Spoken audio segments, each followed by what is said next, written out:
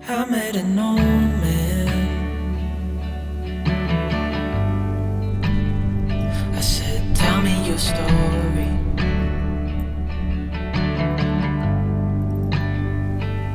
He took out an old pen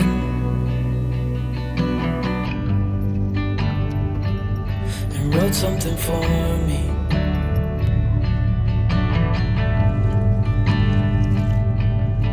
Then he kept walking on down the road, and I watched him disappear like smoke. And I thought I'd just seen a ghost.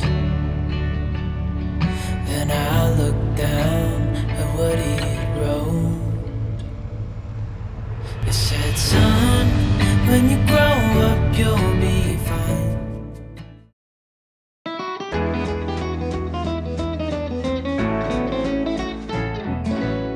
Hey everybody, welcome to Tim Untethered. I am Tim, and I'm untethered and having a blast, actually.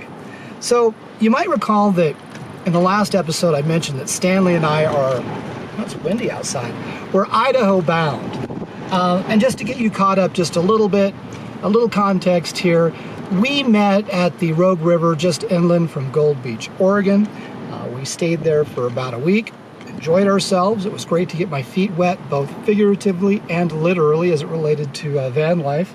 And then from there we went to Camp Chicken for an overnight to resupply and see Doug, of course. And from there we went to Forest Road, not all that far away from Crater Lake. Now, that was what you saw in the intro and also at the end of the last video. And it was a great place to land for a night, but just for a night, we didn't have great connection. So what we decided to do was something that I had never done before, and that was we decided to chase a cell tower. So to do that, what we did was when we found a sort of a decent connection, we used a website called cellmapper.net. And what we found was a cell tower that looked to be probably in the National Forest area. I think it was about 15 miles away. So what we did was we used cellmapper.net, we took the GPS coordinates from there, and then we put it in an application called Free Roam, which is a great resource for additional free public camping and paid camping and so on. But in Free Roam, there are some filters that you can apply, and those filters can include whether or not you get Verizon or AT&T in that area, and also there's an overlay for BLM lands and National Forest lands.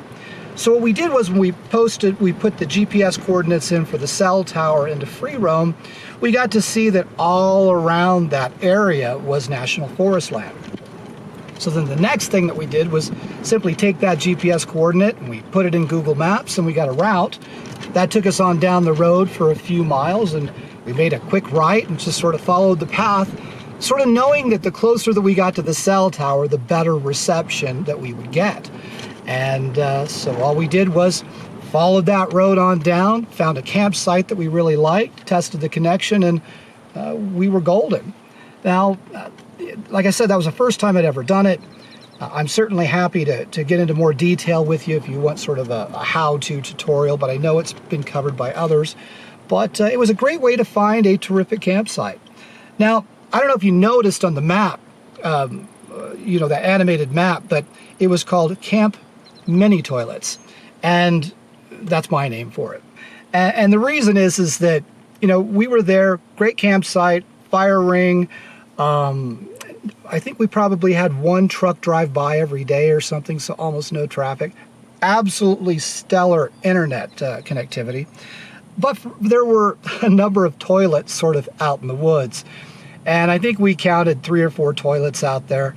And there was even a laundry basket full of, I don't know, toilet accoutrement, I guess is probably the best way to say it. So no doubt there's probably forest crews out there or hunters or something. But you know, nonetheless, it was great to be able to stay at a campsite that wasn't listed anywhere. ATV stuff going on around here. So yeah, that was pretty terrific. Now, I had a great time. Connectivity was terrific. I got a lot of work done, which was great, and which is the reason that I needed the connection.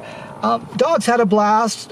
They just sort of laid around a bit, but it was also rich in a chipmunk population, and that was pretty hysterical watching Chaz and Lucky just go on their chipmunk hunts. They would never hurt the dang things, but they loved to chase them nonetheless. I think there was probably only one, I'll call it a minor drama. It was one of those, what was it, good news, good news situations.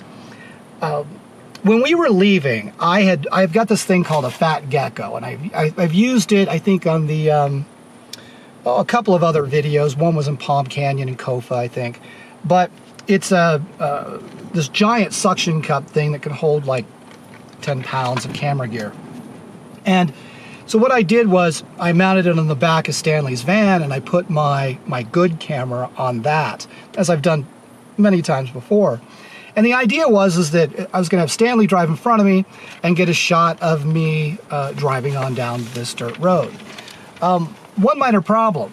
For whatever reason, maybe I didn't clean the back window off well enough on his rig, but the camera mount slipped off. And as a result, my camera fell and smashed right into the ground.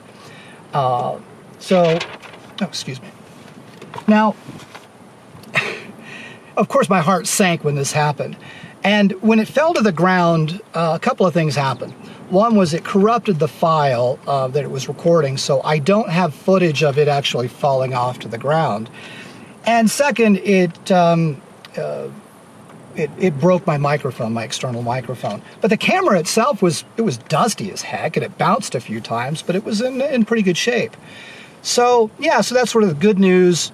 Bad news. Bad news being my camera fell down and it broke the microphone. Good news is that I had a spare mic that I had just ordered when I was at Camp Chicken, just in case something happened. So I was ready to sort of get back in the game. I do have something to show you though, because as we were driving down the road, I had my dash cam going on, and you can see, like if you look right here, if you look carefully at the back of Stanley's rig, there's a camera set up there. You don't have much detail on it. And then you might see it falling to the ground. So here's a still shot of this poor camera laying on the ground. And every time I see this footage, my heart just absolutely just stops. I was so worried. This is the best camera that I've had in a while. It's done everything that I've needed it to do. I use it for this stuff as well as the Astro time-lapse. And I'm always really nervous about putting it external on the truck. Now, we started using a while back Stanley's, that's his name now. Stanley's got a GoPro Hero 8, and we've used that a couple of times. So I think for these external shots, I'm going to go pander to Stanley and see if I can borrow that and ultimately buy my own. But yeah, that that kind of sucked. Now from there, it was mostly smooth sailing. From there we were going to go to Bend, Oregon restock, and then our next stop is the Oregon Badlands. And I've never been there before, but we've got a couple of camping leads out there, and we're going to check it out. And so that's what you will see next time, as we'll pick up at the Oregon Badlands and give you a tour from then to our next couple of stops maybe. But yeah, that's pretty much about it.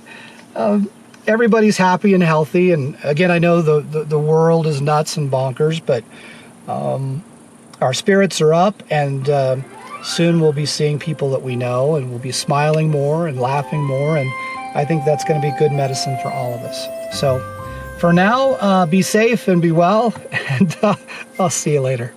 Bye. Where'd a squirrel, Chaz? Where'd a squirrel go?